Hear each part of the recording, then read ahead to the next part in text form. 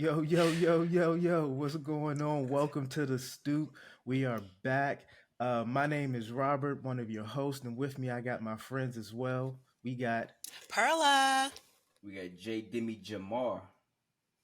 Whitney. Subus X. and together we make up AutoBlack. And for those of you who don't know, maybe this is your first time joining us. AutoBlack is a discussion-based podcast hosted by five Black architects, and we talk about everything from politics to culture to lifestyle to urbanism to real estate development, and we give it to you from a Black perspective, from our perspective, from perspective of designers. And so, if this is your first time, welcome to your new favorite podcast. Join us on the stoop. What's going on, y'all? How y'all feeling? Rejuvenated. Living the dream, baby. Actually, no, I'm not. I told y'all earlier that I had to adjust my height for this seat, and my legs are swinging, so I could be in a better place right now. I really could. But here we are. You know they got lengthening surgeries you can get Them now. things like $20,000. Don't do Especially it. Get your knees done. Don't do it. That's- It makes me so sad. I just got the hearing little those inserts. That's all I stories. got. I got the inserts in my shoes. Yeah, but you want to know the funny thing though about those lengthening surgeries? It don't necessarily lengthen your torso. You just gonna have long legs, and so now you just gonna be looking like Gumby out of proportion. Looking like a T-Rex, my guy. Like, what you got short arms for? But you 6'4". you right because your wingspan don't change either. Oh man, what a world we live in. How y'all been, man? How's work been for y'all? I mean, I know everybody. We're out in the phase right now where it's that rush before we get to the holiday season. So I feel like work has been picking up. At least for me, it's been picking up a lot. Yeah. Had a couple deadlines this week, so it wasn't a fun one. But we're here. Kept it pushing. On to the next deadline in the next 2 weeks. So Yeah, deadline in 2 weeks for me. Man, Whitney don't got a job. Jamar.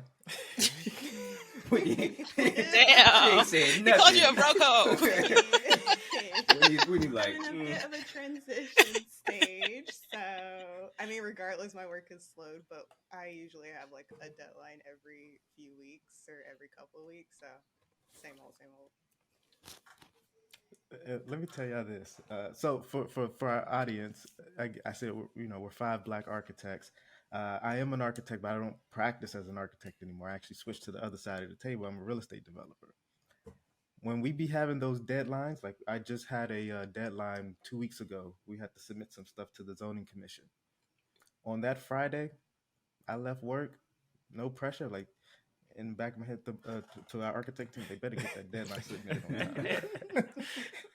It's a completely different feeling where I used to have that rush and that sprint towards the end of the day, that 5 p.m. submission deadline. I don't have that no more. Mm. It's nice. You It's just nice. join I feel meetings for and you. tell I them have a what they got to question. do. And Yeah. I begin irritated when y'all don't listen. Oh, crazy. Wild. Well, so what are you doing differently, I guess, Rob? You've known the other end of our burden to bear. Are you lessening the Hmm. burden on your end, or you're just adding fuel to the fire? It depends. Oh, So because I know what it takes to get stuff done, and um, I get frustrated when I have passive architects on our team. Like passive, like in terms of not really wanting to lead the meeting, not really wanting to push, and then getting so rigid about a design and not really wanting to like push. I get really frustrated about that and I get really irritated. interesting. But on the same time, like, I can speak the language and I can help be a interpreter between the architects, the design team, and then of course my team who's looking at it from another completely different perspective. So I mean, Interesting. you learn how to choose your battles Yeah. essentially. Okay.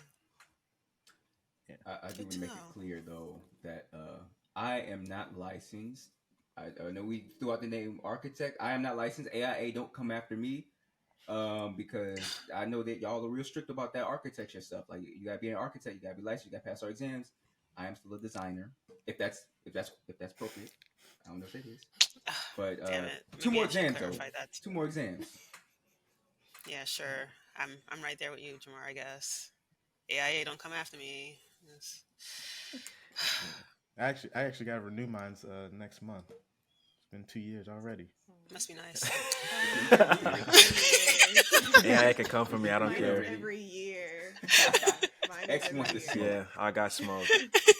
Wait, do you have to renew yours every year? Yep. So And pay so the after fee. your first renewal, did you have to now get CE courses? Yep, every year. I think it's Oh, like 12. I didn't have to or do 15, something like that. I didn't have to do CE for that whole 2 year period. Like, after this renewal part, now I will have to do CE course. And that's why. Are you and that's why Rob licensed? left architecture. Clearly, he's not an architect. Yeah. So you, Wait, is this for yeah, Maryland or Maryland. Virginia? It's, Oh, it's So for you're gonna have to Maryland. do the I 12 think hours. It's Yeah. every 2 years too. It's Oh, like 24 hours. over the 2 years. Okay, for okay, over a okay. 2 year period. Uh, Yeah. Well, we got a good show for y'all today. I'm actually pretty excited about this show. As you all may be aware of, 2023 marks the 50th year of hip hop.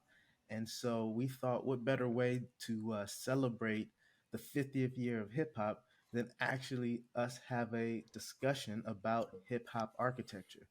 And for those of you who may not be aware, hip hop architecture is a growing field of study that attempts to use architecture as or use hip hop as a medium in which architecture can be filtered through, and basically used as a design tool. So I think we all have varying perspectives on uh, the authenticity of hip hop architecture and just how it can be deployed out into culture and in the world. So I think it'd be an interesting discussion to get into. But before we get into that, I actually think it'd be a pretty cool idea to actually understand you all's relationship with hip hop. And again, when we talk about hip hop, we're not necessarily talking about rap music. Like rap music is a part of hip hop, but but rap music isn't hip hop exclusively, if that makes sense.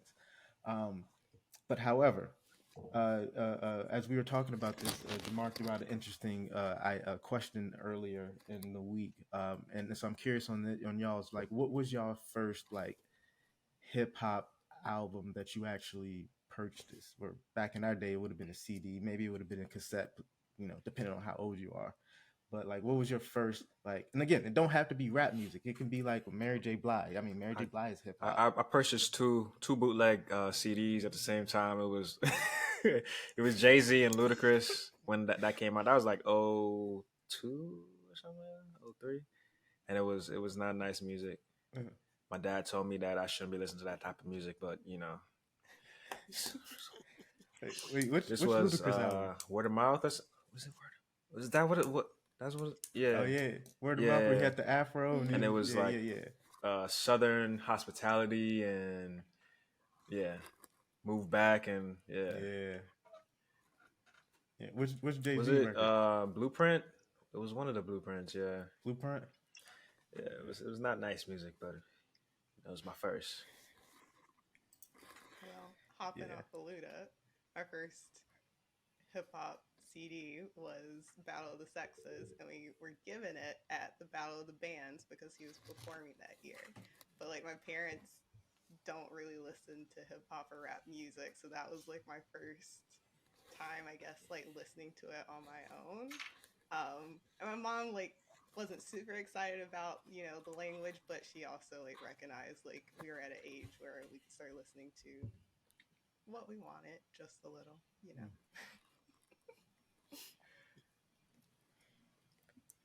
Yeah, for me, so I actually, and I remember this really vividly. I remember I actually stole my sister's Tupac "All Eyes on Me" CD from her stereo player, and like I used to listen to it in my Walkman, and I used to listen to that from front to back, and like that was like my first like all eyes on me. How do you want it? All of that, man. Like I was like a huge Pac fan. But was your CD player Um, anti-skip though? So my first CD player was it used to skip every time you walk. So then for Christmas, I ended up getting one that was anti-skip. Man, I was so excited for that joke, and I used to listen to it on the bus on my way to school. And in middle school, we used to have to assemble in the gym before we can go to our classes in the morning. It fell out my pocket. Somebody stole it. oh, Mm. It damn. failed. Hate to hear it. Hate to hear I it. was I was hurt. I was hurt.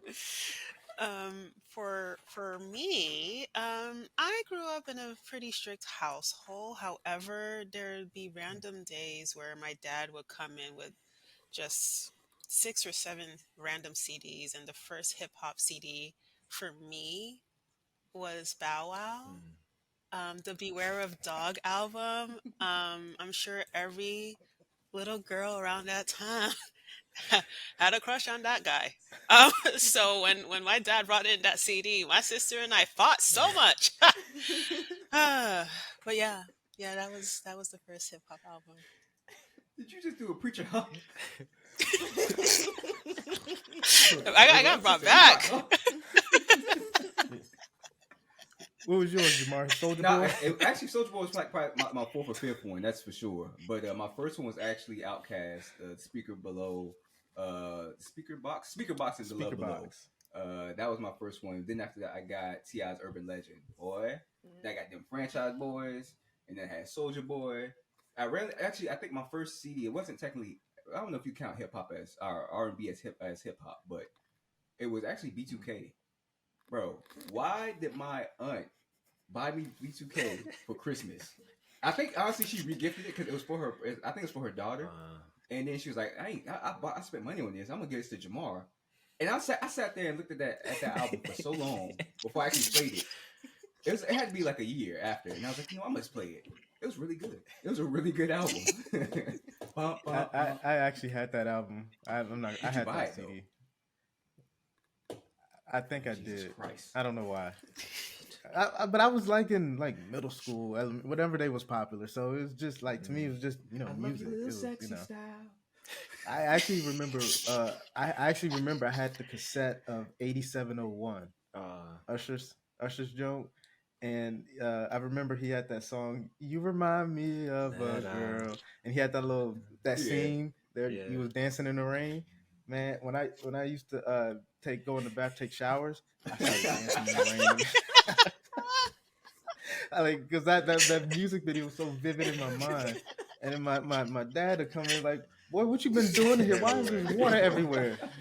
Meanwhile, I'm in there shooting the whole music video. Have you guys ever used a shower head as like a rap mic in the shower and then start rapping to We yourself? not that tall, Perla. What?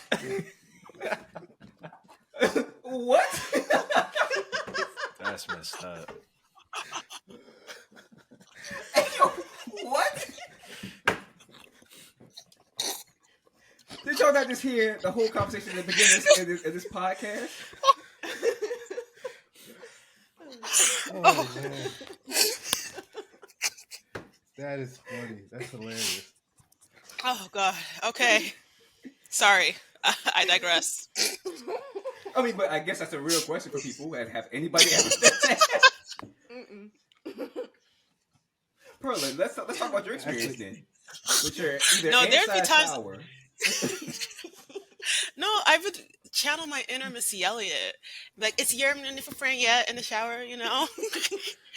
I did pretend it's a camera, and I'm sure that's, music video. You have to do that every now and then. Okay, I guess I'm the only one. My apologies. I mean, I've never done that, but another quick story. Back in 2005, so middle school going into high school, I was actually Or like some of them. rapping. Like I was in my basement on my little computer, and I used to produce my beats on Fruity Loops. I used to download instrumentals, and like I would used to like mix everything together, and like I actually recorded some songs that I produced, wrote, and then I downloaded it onto an MP3 onto my little iPod Mini. Like I was like rapping. Do you remember? Are you willing to share? I actually do remember. I'm not gonna I'm not gonna do all that. Understood. I did a remix to Neo's "So Sick of Love Songs." I don't know who I was rapping about or who rapping out. But All right. Last thing I'll say about this though was like, did y'all use LimeWire? Yeah. No. So I gave my parents' computer COVID 05 with LimeWire. Like I would be downloading Family Guy videos. I think R. Kelly's Trapped in a Closet on that thing. Like I had so many like songs that I downloaded from there, but gave my parents' computer so many viruses. I'm sorry. I apologize. The gateway was done. But no, back then, like you can do a lot with Yeah. LimeWire. You could burn CDs, sell them. I'm not speaking from experience, but yeah, you could do so much. It was great. I mean, obviously, it had problems in terms of copyrights and stuff like that, but pretty good aside from the so viruses. all right. Now, so we're switching topics, right? We're actually let's actually get into some of this hip hop architecture a little bit, so we can actually kind of set the foundation for our listeners from y'all's perspective. What is hip hop architecture? Like, what does that mean to you? And of course, we can talk about the two leading uh, theorists or architects that are actually pushing this discussion. But like from y'all's perspective, like what is it?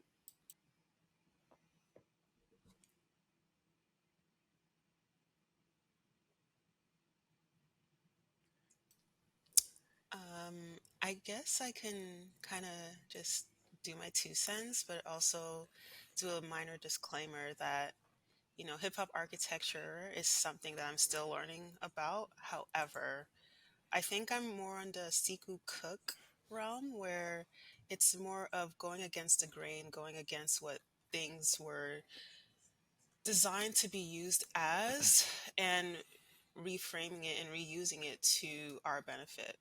I think for me, that is kind of the direction of where I think hip hop architecture is. Oh, yeah, what I think hip hop architecture is. I really just think it's a use of hip hop in order to introduce like urban youth or black people to architecture. I don't uh I sort of have trouble with how it really translates, but I guess that's what we're gonna discuss today of how architecture and Mm. hip hop really communicates with each other. Because one is more about the audio and the how you feel about it, and one is tangible, physical, um, and it has effects on how we experience life. So it's, I mean, they both do, but I guess we'll sort of discuss that.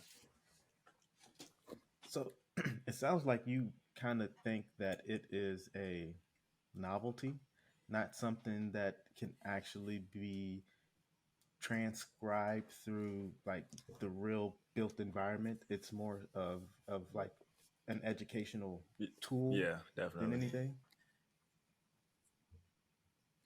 Oh, dig deeper on that. So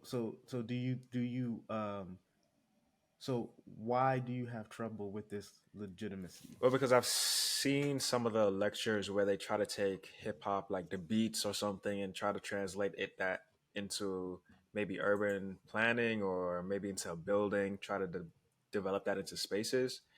But when you get into really architecture, you have to first start with programming and understanding how spaces work together, understanding how the person is going to use the spaces, and that's going to inform you how to organize the spaces around each other understanding sun angles so you don't put the hot spaces near the north or the south, depending on which hemisphere. So it's a lot of different things that come into it, and so just using hip hop and beats as like your basis of how to organize spaces, I don't think it would work well.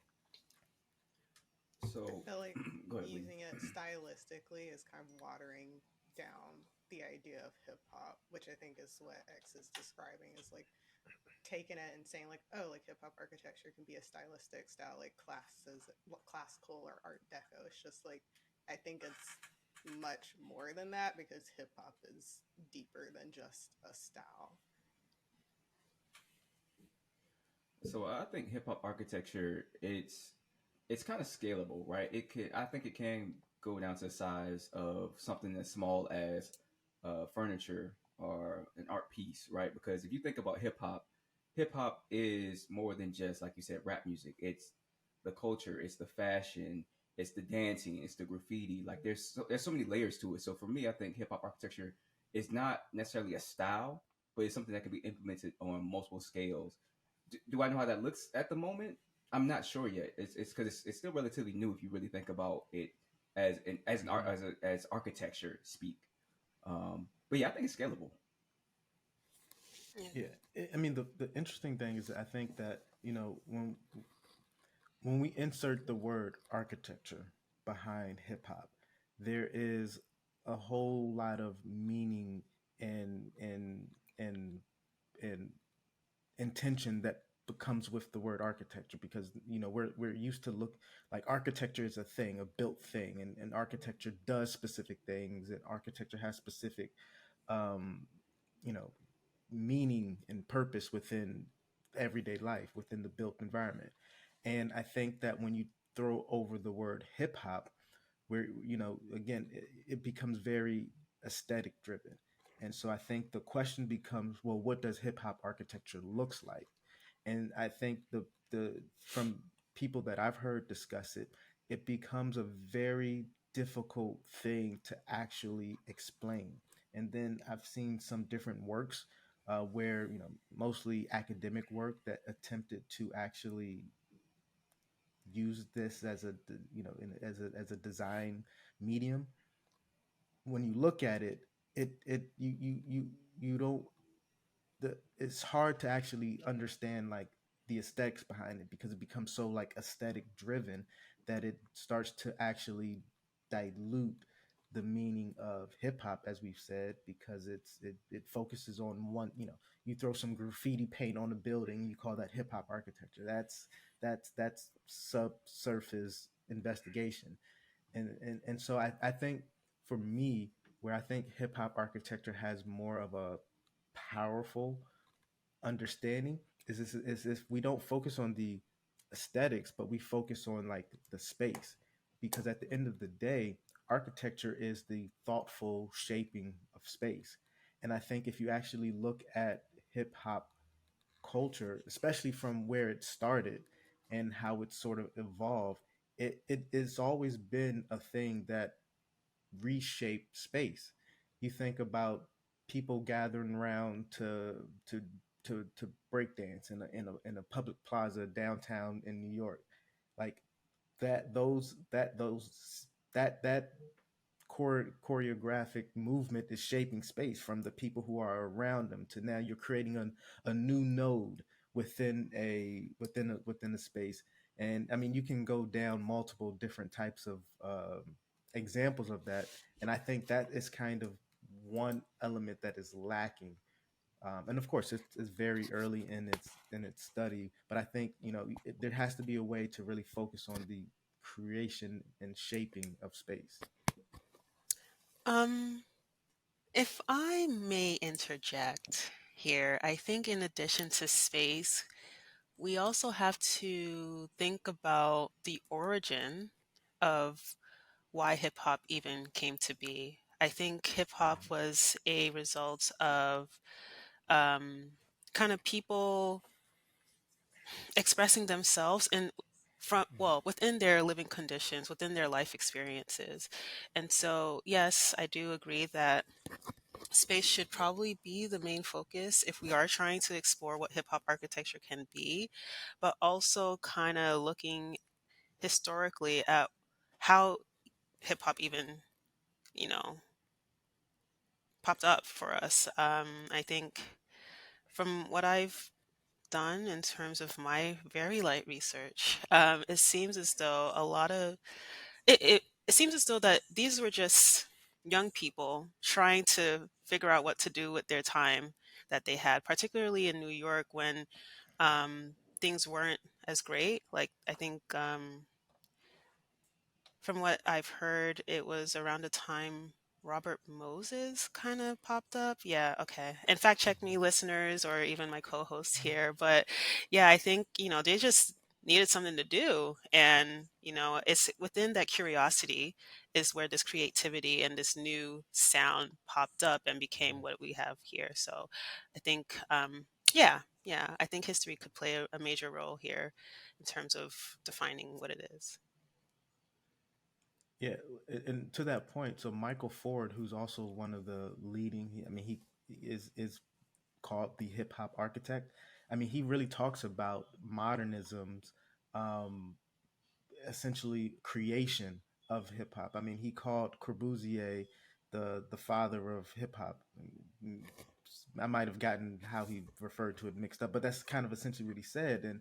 And you're right. Robert Moses, who went on a slum clearing spree, throwing highways through black plight and all of that, and creating a new model for affordable housing development, which is the Towers in the Sky, which is based off of Corbusier's idea for the city of tomorrow. And that those urban environments, concrete jungles, those urban environments are essentially the birthing place of hip hop. I mean, I don't know if you all know Grandmaster Flash and the Furious Five, but they came out with in like the early '80s, and one of the songs from them, I'm gonna just read the lyrics: "Broken glass everywhere, people pissing on the stage. No, you just don't care. I can't take the smell, can't take the noise. Got no money to move out. I guess I got no choice. Rats in the front room, roaches in the back, junkies in the alley with a baseball bat. I tried to get away, but I couldn't get far because a man with a tow truck repossessed my car. Don't push me, cause I know the rest." But if you look at those lyrics, like it's describing a particular urban condition, and it is completely 100% attached to modern architecture. So But sorry, I want to clarify so we can make sure we're being responsible about what we're saying. I think even Michael Ford stated that when he claimed Le Corbusier being the father of hip hop, he wasn't saying it in a way that was like celebratory. It was as like Right. a, Absolutely. a Mm, critique. And I see. for the listeners, look up Robert Moses, trash person. You need to understand that to understand like where all of this came from so as well. so I can kind of speak a little bit to Robert Moses because that's my homeboy. Yeah, He's you guys not. go way back. He's not. He's not. But so one thing that's interesting is obviously Le Corbusier. He was a French architect, right? I believe he was French. Don't quote me on that. But Yeah, yeah, he's so he's a French. French architect, and he had envisioned cities to be these towering towers with roads running through them. He thought that the car was the machine of the future, like the machine of worth living in, and all this other stuff. So I guess in the U.S. we took that same standard of because so Le Corbusier, this was an answer to I believe it was either World War I or World War II housing crisis in Europe. And so here in the U.S., there really wasn't a crisis because the war didn't really touch the U.S. So they took the housing standards, and again, this is kind of my loose interpretation of it, and they used it for social housing in a similar way that they did in Europe. But we had racism here in the U.S., obviously. And so Robert Moses also took that idea of running highways and stuff through New York, and he is the man they call is the man who built New York because all of the expressways, the parkways that you see, like the Cross Bronx Expressway, that's all the result of him. But it led to the devastation and the division of a lot of New York neighborhoods, especially in the Bronx. Manhattan, Lower Manhattan, and Greenwich, and some of these other neighborhoods in Manhattan were also supposed to be touched by these expressways, but uh, local activists like Jane Jacobs were able to basically thwart Robert Moses. There's a lot of good podcasts out there about him. I mean, he lowered bridges to make sure that people who were not of color, or basically people who were not of color, could easily get to like beaches and all these parks that he was making. But he made them intentionally because the buses couldn't pass exactly. through the So people who underpasses. were lower income, mostly immigrants and people of color, were not able to get to those places. So that's why he's very controversial because he would destroy neighborhoods, intentionally lowering bridges so that people couldn't go through. And the reality is, he didn't have that much power. He was only in charge of the park system, basically. He was not in charge of Mhm. building these interstates, but because all these were parkways and they were connecting to parks, he had a lot of power in negotiating Mhm. what could get built. So very interesting guy, but it you can argue that his works led to the creation of hip hop. And to be fair to Corbusier, because I think he does get a bad rap, and I mean, all of us who went to architecture school, I mean, that is the man is on the pedestal, Yeah. and he gets shoved down your throat. And to be Pause. fair, like in his plan for the, We are too old for this, but that was greatness. That was greatness. but in his plan for the city of tomorrow, obviously, I mean, it was intended to be like living in a park. There was supposed to be access to fresh foods. There was supposed to be, healthy balance between light, air, and light and fresh air and landscape.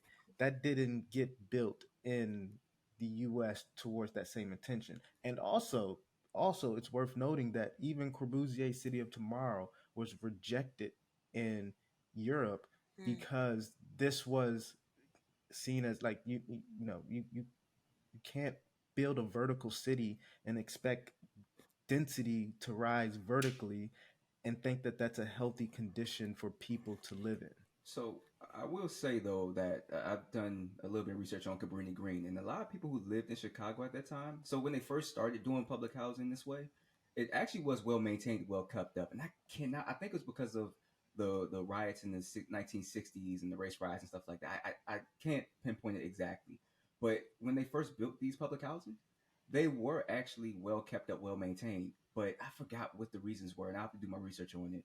But Racism. it probably was racism because I know a lot of the public housing was actually meant for a lot of like working class white families as well, and they actually were integrated for a little bit of time, and then something happened and it stopped. So at the beginning, it was actually meant to have a lot of green space. It was well kept up, well maintained, but then crime started happening, and there was a lack of local police response, and it just kind of went downhill. And that's why you have the Pruitt Ego, which kind of was the end of basically like high rise public housing in the U.S. Yeah, and then but even if you look at the lower density public housing that developed in the U.S., like there's many examples here in Baltimore. Um, like when you look at the way that those public housing projects were developed, it actually became, if you really uh, think about it, it became carceral forms of containment. So it really also even changed the way that policing started to happen in these locations because the traditional way in which you develop a city is that you have the facades of the home, the fronts of the home facing the streetscape, and that is a it goes from public to semi-public to private, and then in the back of the house you either connect it to an alley or there's some type of green space that's attached to your personal dwelling, and that's private. Well, when they started developing these um, government-led public housing developments, they inverted that. So now the fronts and the backs of the homes were facing to these interior courts, and the reason why I say that they became like carceral forms of containment and how it really changed the way that policing was done, because now all of a sudden um, your local beat officer doesn't have to necessarily get out of his police vehicle to monitor and to police because he can see straight through the block. There is no more balance between public, semi-public, and private spaces because now that you all have visual access to those spaces from the vehicle, and it's one of the ways in which policing became a little bit more, for lack of a better word, militarized, or less personal. You can definitely argue that because if you think about a lot of the remaining 1930s to 1960s type public housing areas, you can see that there's a lack of trees, right? And obviously trees block visuals. So it actually it does kind of make sense that that happened. And maybe that's why they stopped the city stopped taking care of those areas, which is kind of sad. But also, there's also the funding issue as well.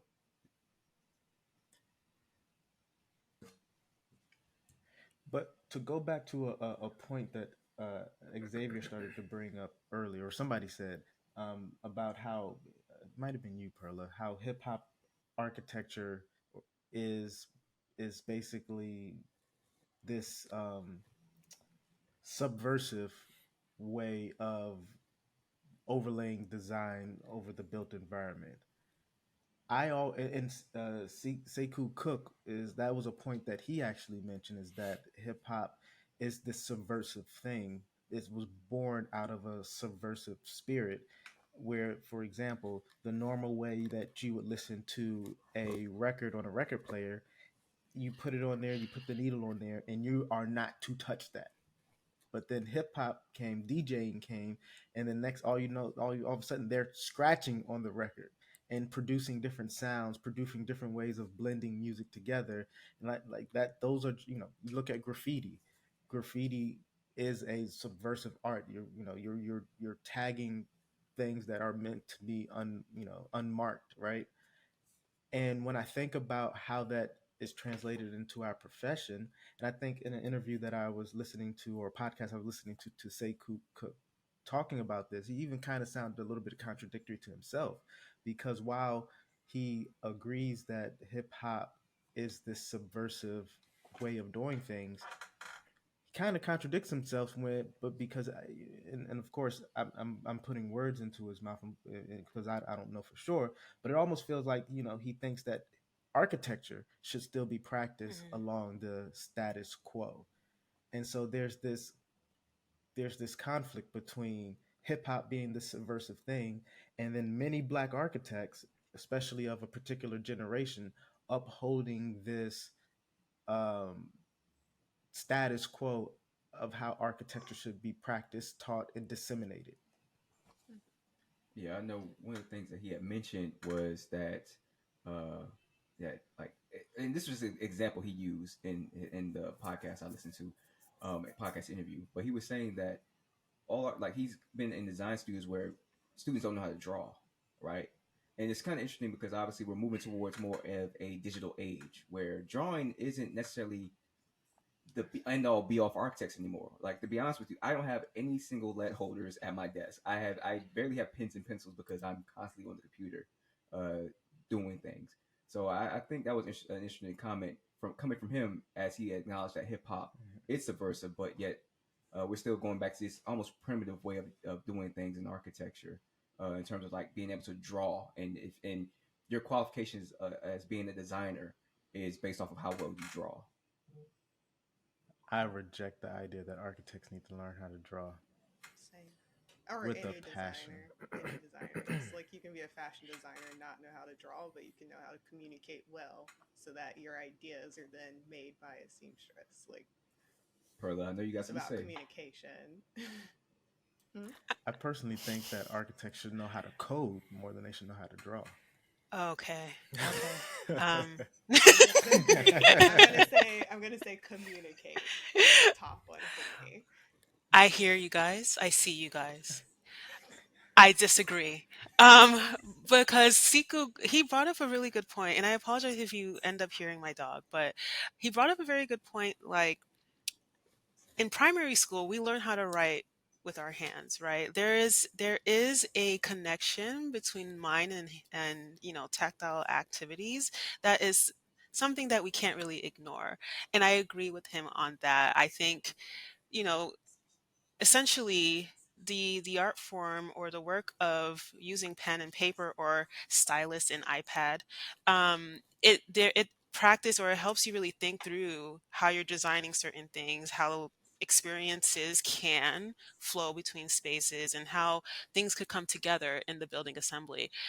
And maybe this is not a it's not maybe. I know just by you guys here, this is not a popular opinion, but I do think there is value, and I'm trying not to slam my desk. There is value of learning at least the basics of drawing and the basics of artwork, because not only will it enhance your knowledge of what you're doing, but it also kind of stimulates what you can actually do in the real world. Now, now, okay.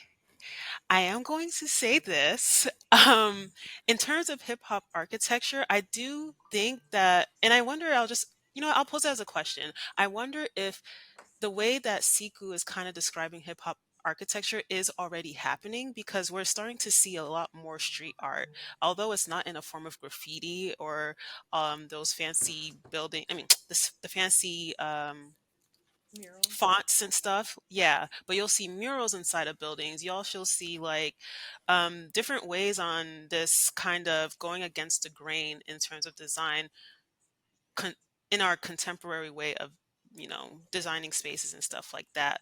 But it seems to me the people here who want to talk about coding, talk about AI, we're going from hip hop to EPDM music, and I'm not really for that. I'm not. EPDM music. Isn't EDM, but oh No. What is music EPDM? Now we have to figure started out Oh my what gosh, this is. that's a roofing. It's a Yeah. roofing membrane. My apologies, y'all. This Listen, is I some had clearly a studying. Clearly. no, for real. And you know what? I had a roofing project this week. Sorry, I'm here. But there's nothing wrong with EDM music because it's got Mm. its start in black culture with electronic and funk Yep. music. Yep. But going I back see to In the what you mean. murals, Chicago. though, for me, Hmm. when I see murals put up on new buildings that are commissioned artwork, to me, it kind of seems like a watered down version of what we know would be like graffiti. Because to me, it's taken Mm-hmm. away a person's ability to then speak up or to show what they want to show to the world. It takes that value out of it. It's just like, oh, we're going to put up this commissioned art that the owner of the building likes, but maybe everyone else in the neighborhood doesn't give a crap about it. Mm. And you see that a lot in Charlotte, North Carolina. A lot. I Hmm. also So want to say really quick um, that I feel like the word drawing is subjective, right? Because like, who are you to say that my style of drawing is quote unquote good, right? Like Rob uses all the time. Basquiat is a subversive artist, if you really want to say it, and I think he's really well connected with hip hop as well. But his drawing style is not what you would typically see in a fine art museum, right? But now there he is in fine art museums being showed off. So I hate when people say like, oh, you don't draw the right way, because it's like they want you to conform to a style of architectural drawing that's where you cross the lines at a certain angle, where you have to like stipple and you have to do mm-hmm. all these different types of lettering. Like your lettering has to be perfect. It's like you're trying to conform to a certain way. So I don't think drawing is like everybody can draw. It's just, like if you look at Zaha Mm-hmm. Hadid, look at Frank Gehry. Hmm. If you look at how they draw, it's not their prototypical way of what's taught in school. Right. So again, drawing is very subjective, and that's why I'm like, sure, we can all know how to draw, but it's like, who are you to say that I can't draw, or it's not, good drawing for you? Yeah. You It's know, a It form to of me sorry. it's a communication. Well, well oh, sorry, Rob. um, I just think with the style of drawing, it's a corny way to to control who has access to the discipline, Mm. in my opinion. Well,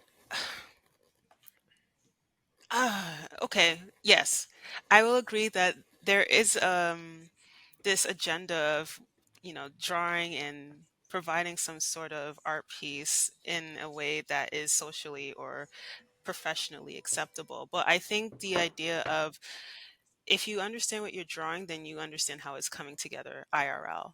And jumping on Jamar's point about how certain styles are subjective. I think maybe even if you look at Zaha and Frank Gehry's sketches, if that is a form of some way of hip hop, I want to say hip hop sketching, but that's not the right that's not the word I want to use, but I'm going to keep it at hip hop sketching because it's going against the grain a little bit, right? It's doing or kind of depicting something a little bit different than the norm that we're taught in school. And I just Mhm. wonder if I guess I'm really thinking is hip hop architecture a new discovery or has it always been here? Like, I don't know. I don't know. I'm vomiting. You doing some yoga over Yeah. there? That's a stretch. That is a Oh, I like what you stretch. did there. He said down dog or down dog over there. That's what you doing. You doing some salutations over there.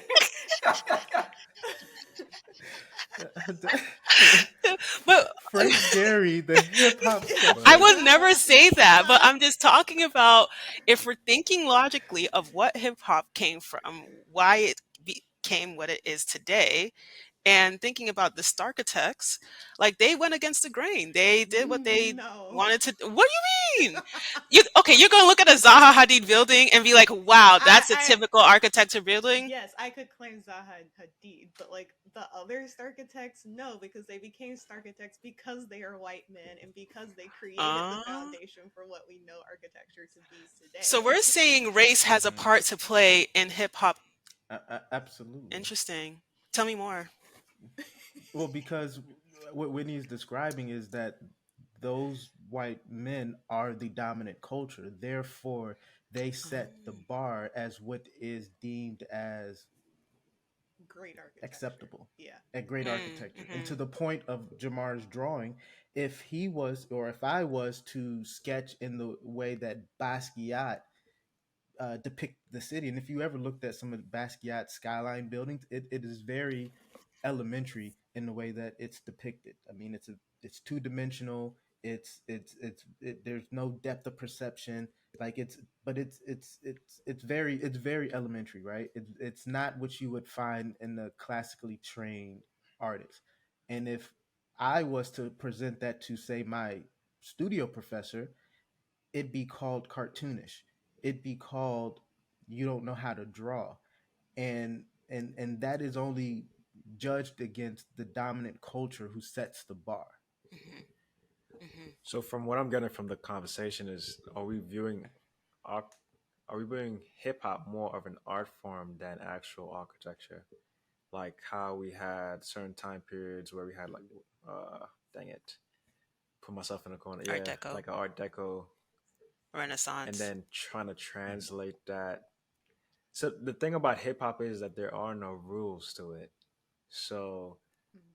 it you can't put you can't box it into a space where you create architecture, which is something that is heavily ruled and governed, Yeah.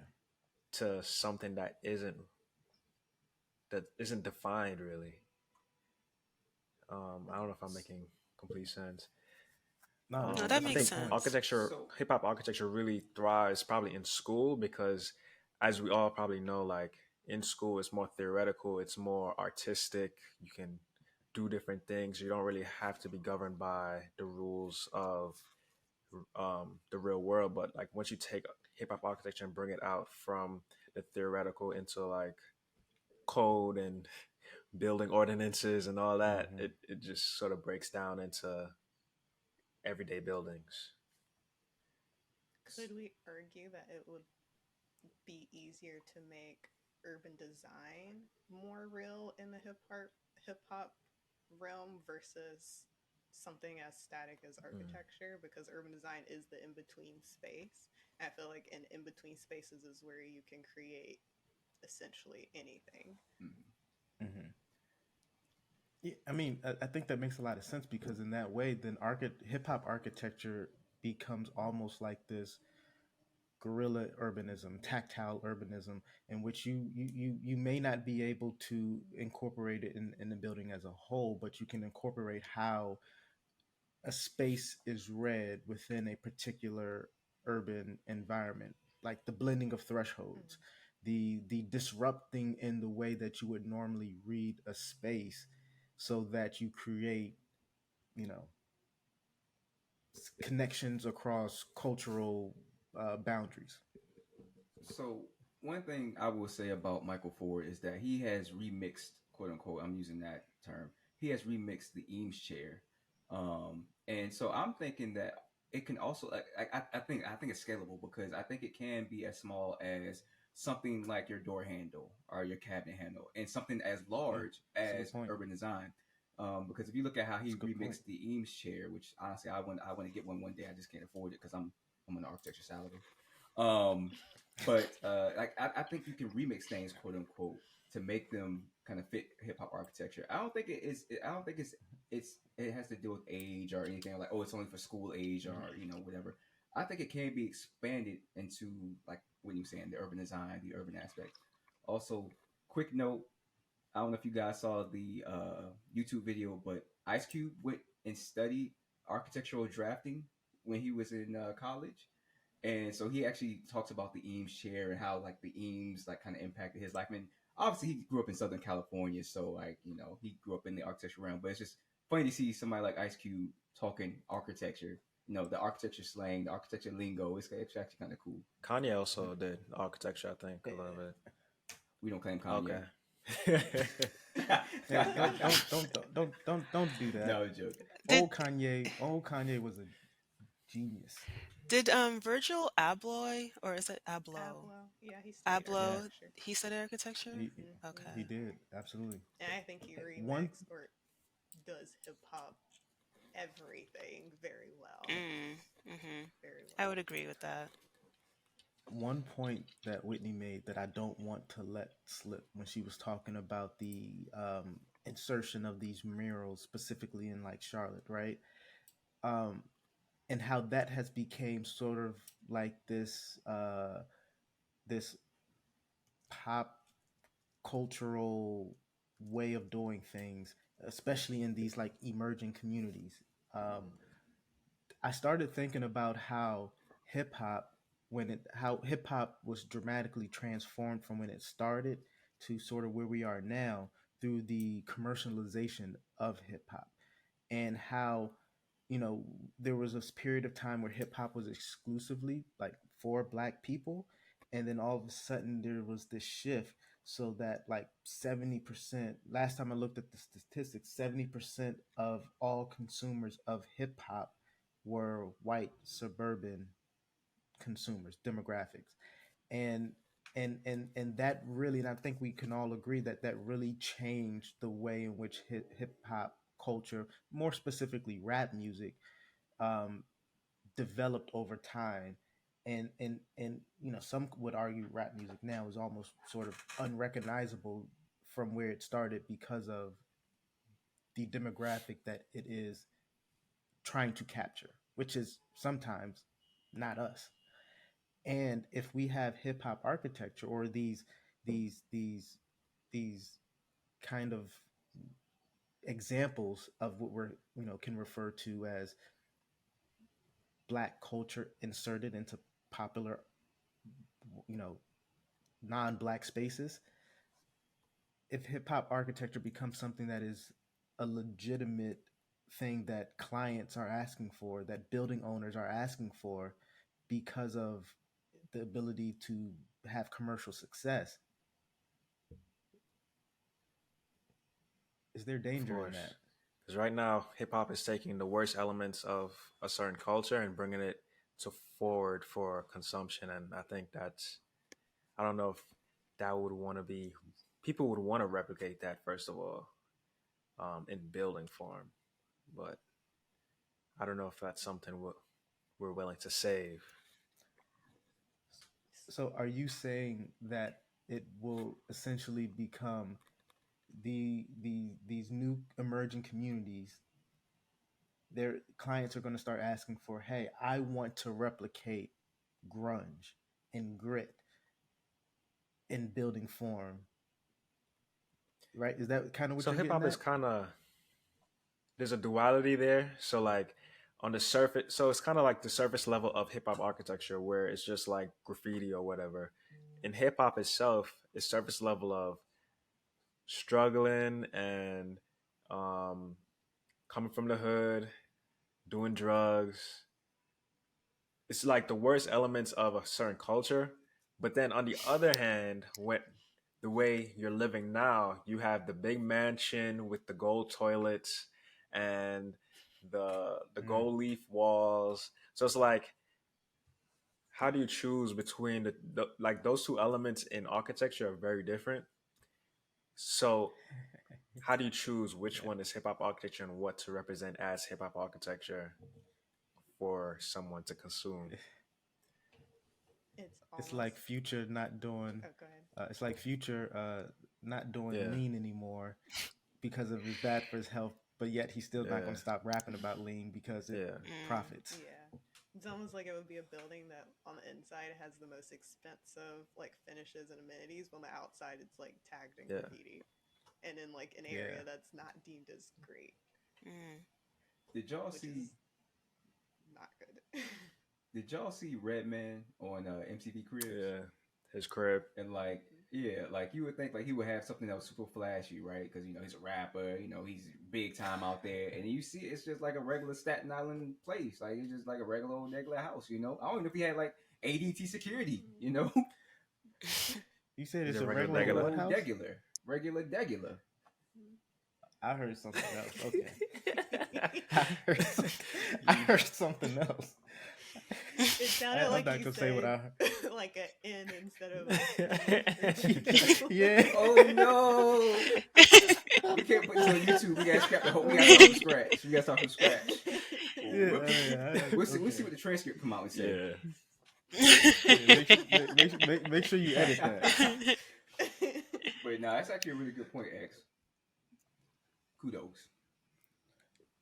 So then it becomes this thing that it seems like it's this evolving door, continual evolving door of, or revolving door of black culture being always commercialized and monetized so that it now becomes produced at a commercial scale and it's not intended for us. Mm. And then how do we reconcile that as participants in that? Yeah, it's I don't know how to even, I don't even know how to put it in words, but I see that out of that point that you made. But I think that I may be wrong because I don't know a lot about hip hop architecture, but I think that's kind of what Michael Ford is trying to get at is like, okay, now we are the ones who are creating the spaces, so we can define what hip hop architecture is or just architecture in general. So it's like, yeah, like it's getting commercialized by the people who don't quite understand it, who were never even like lived within this culture. But like now that we're at a point where like we're at an age where we're getting licensed and we're going to school and they're hopefully are going to become more black architects, now we can redefine what that is and redefine how our people live in those spaces. So one thing that was really interesting by Seco Cook was that he said, and Rob, you might have to help me on this one because I listened to the podcast a while ago. But one thing he said was like those long lines of once you give something a name. Rob, you remember what he was saying? I can't remember off the top of my head right Yeah. now. He says that once you give something a name, you can now define its identity and you can claim it. Mm. Like the simple gesture of or the simple example of Europeans coming over to the Americas, putting their flag in the ground and calling it, you know, their land. Like you can now define its identity because you've claimed it, you've named it. And so I believe he was using that point as to like not necessarily putting hip hop architecture into this definable mm, box. Mm. And didn't he like talk about the English language like being kind of made because of that? Like English language likes to put things into boxes versus other Yeah. languages, Mm. which I thought was interesting. Yeah. So one example, it's hip hop adjacent, but it's talking. I was listening to a podcast about Bad Bunny, and everybody questions Bad Bunny's like identity, right? Is he gender fluid? Is he queer? Is he straight? And he has never came out and said what he is, right? And I think it's because he wants to control that. Because once he comes out and says I am one thing or the other, then that means the other group can say, okay, well, this is not for us or whatever, right? But because he is able to kind of claim what he is without actually saying what he is, he controls that narrative way more than if he was to say I'm queer, right? Because then he might lose audience members who are like, well, I don't listen to queer artists or whatever. Um, but yeah, I feel like once you put a label on something, it's hard to change that label. And like I think hip hop architecture kind of being what it is, it kind of still just allows us to define what it is without actually putting a box around it. But I also like, I, sorry, going back to that Billboard article where they're talking about how like rap music or hip hop itself, like it hasn't had like a top charting song or something this year. And so like I found that interesting because it's like a label has been put on what rap or hip hop is, but yet like the article also talked about Latin music and Afro beats, and it kind of like generalized them. I'm like, all Latin music isn't rap or pop or country, but yet it's able to be all of those things at the same time, and yet rap isn't. mhm. And like I don't know how many like country songs I've heard this year that are rap songs in my opinion. They just have the country twang behind them. So I'm just like, why are we now saying rap music can only be this versus all of the things that everyone else has like taken from it and brought into their own genres? Mm-hmm. Hmm, that's a good point. And I ain't gonna lie. Up until like last week, I thought Bad Bunny was the Catch Me Outside girl. I'm not gonna Wait. What? lie. I did, Bad Barbie. I Oh, did not know. Barbie. I Yeah, did Bad not Barbie. know. I did not know Bad Bunny was an actual individual rapper. I just maybe my age is starting to show. It really is. So What like is going off of Whitney's question, can country music be turned into an art form, like, or is that not? Because if hip hop can be, why can't country? Hmm.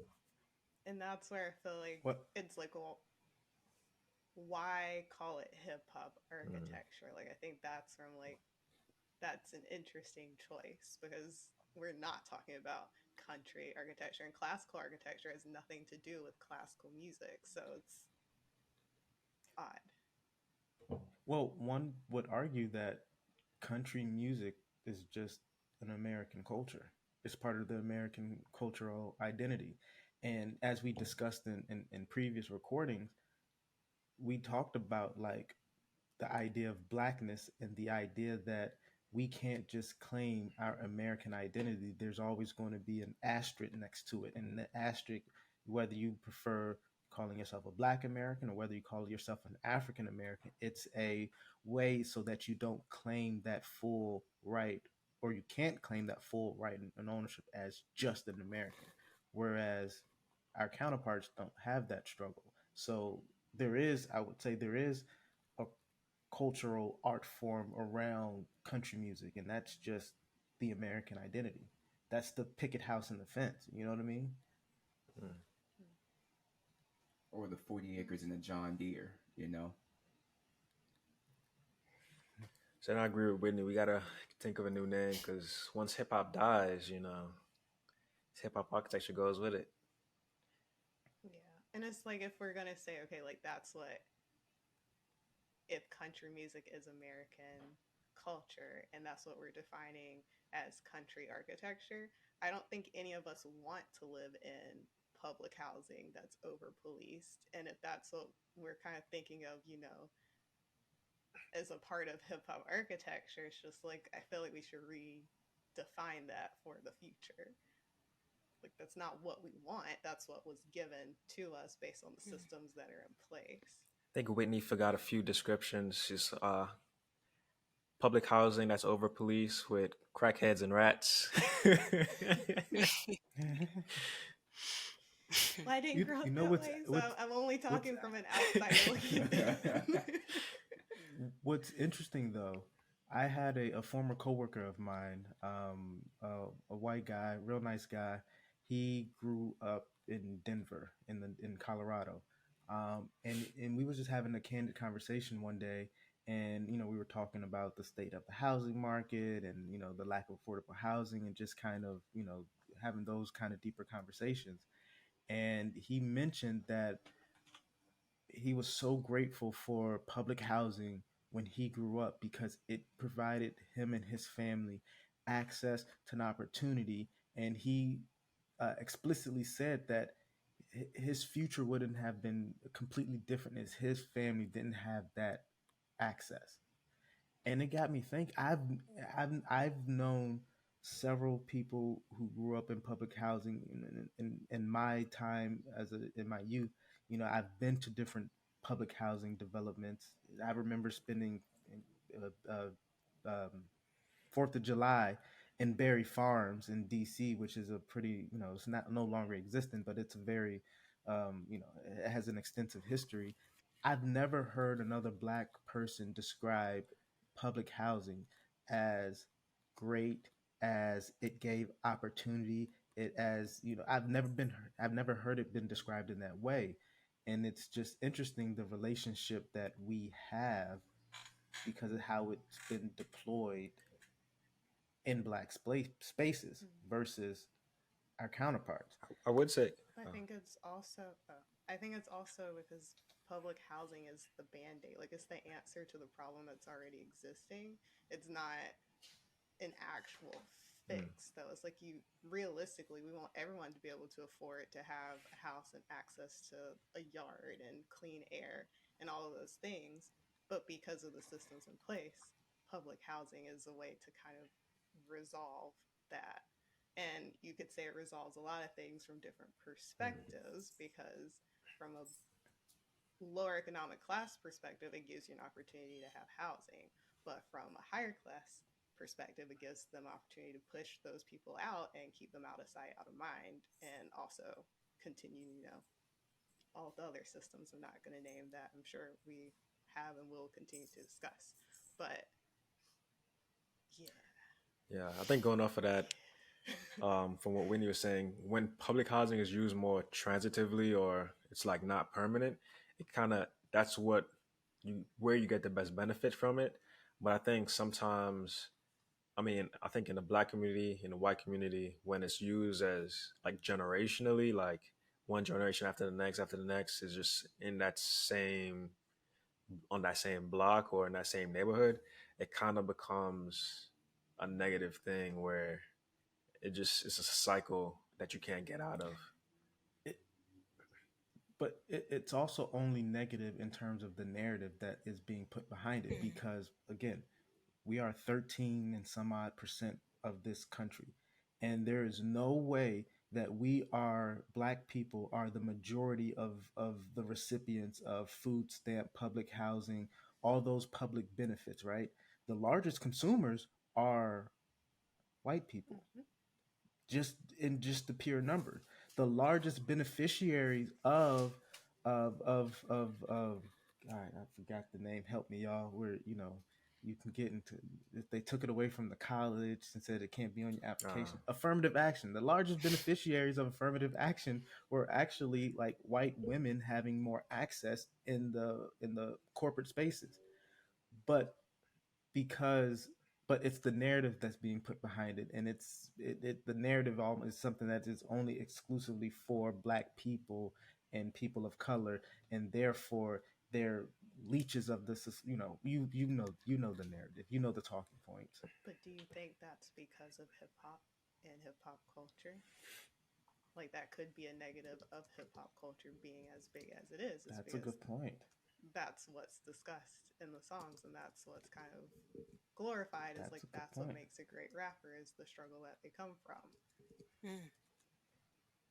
That's a good point. I mean, that's the conundrum of hip hop. Mm. um, you know, obviously it started from actually just being descriptive of the environment that you're going into, and then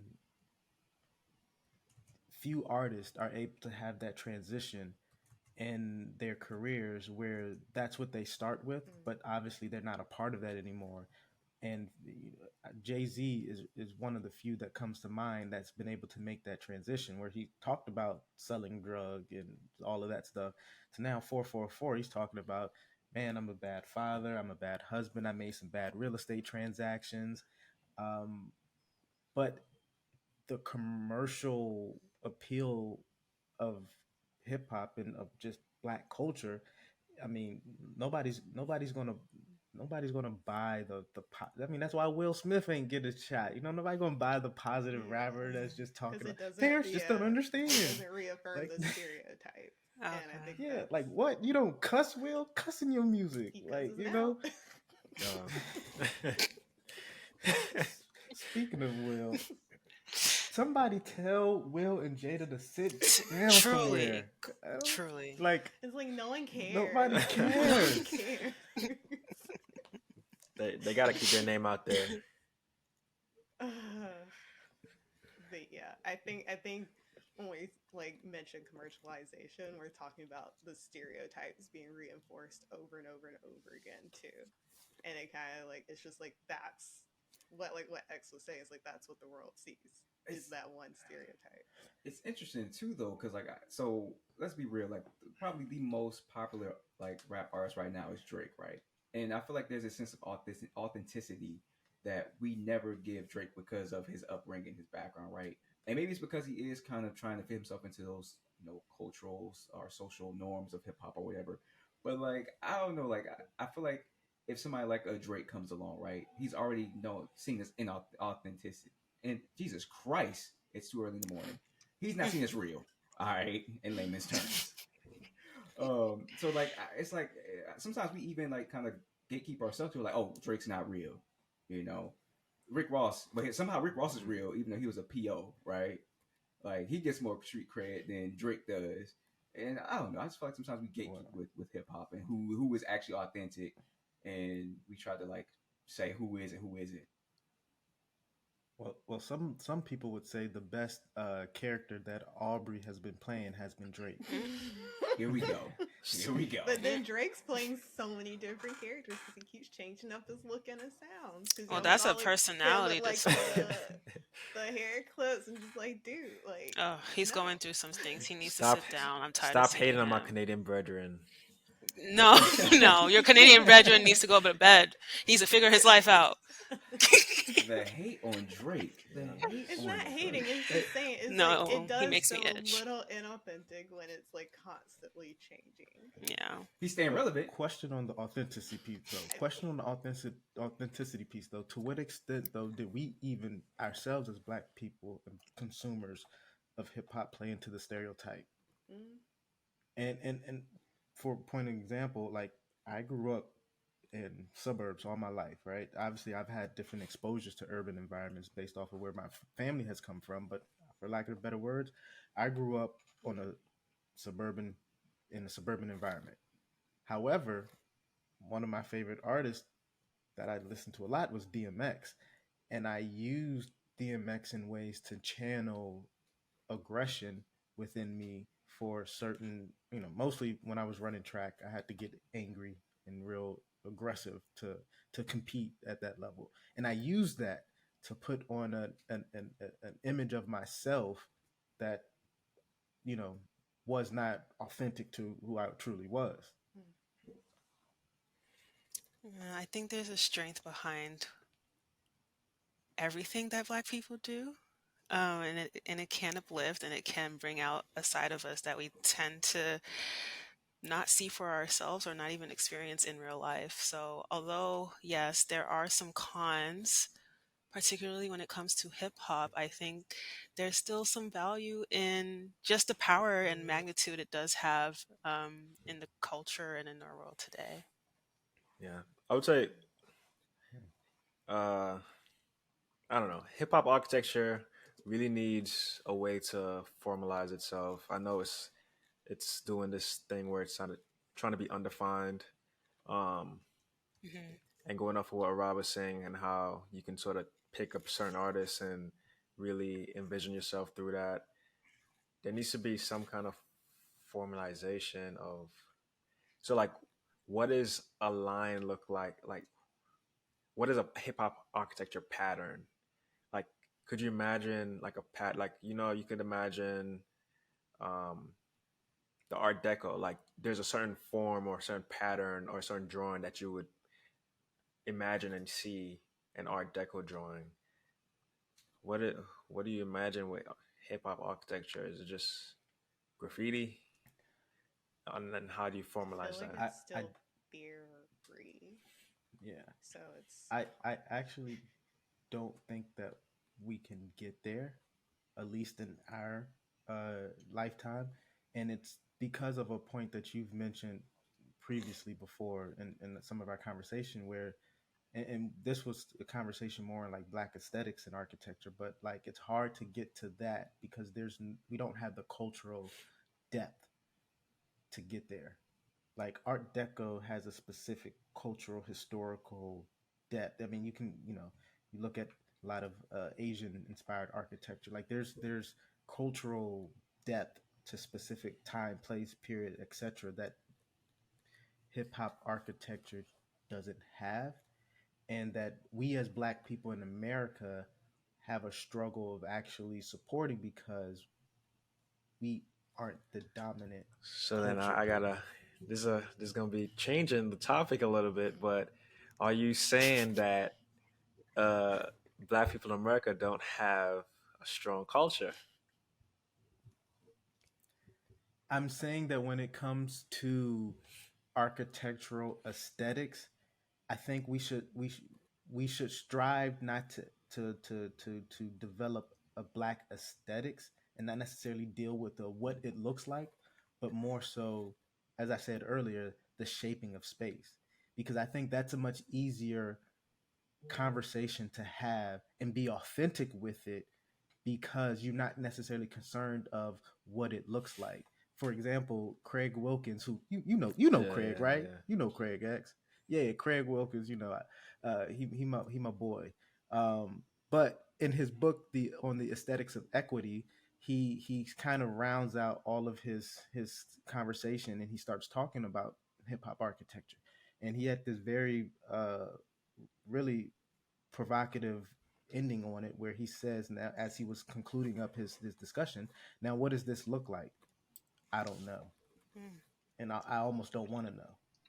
And I think that is, like I said, I think that's the we have to not necessarily be so concerned around the aesthetics because again, I will agree we don't have the cultural depth.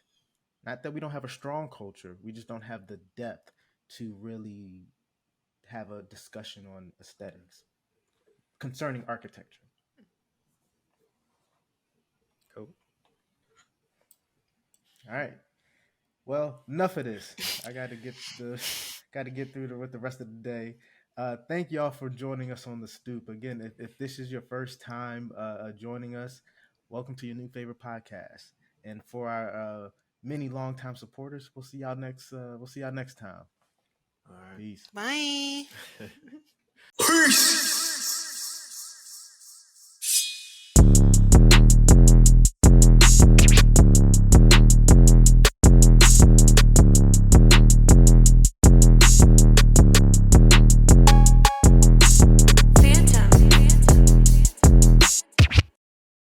Hey everybody! Thank you for listening to this episode of AutoBlack. If you have enjoyed the discussion, please hit that subscribe button or follow button, whatever you'd like. AutoBlack is a discussion-based podcast that is unapologetically Black at the intersection of design and culture. We acknowledge that our experiences are just that, our experience, but your voice is worth elevating and your perspective is valid. So please join the conversation and connect with us on Instagram at AutoBlack_podcast or email us your thoughts, comments, and even future topics you'd like us to discuss on the stoop at AutoBlackPodcast@gmail.com. AutoBlack out. Bye!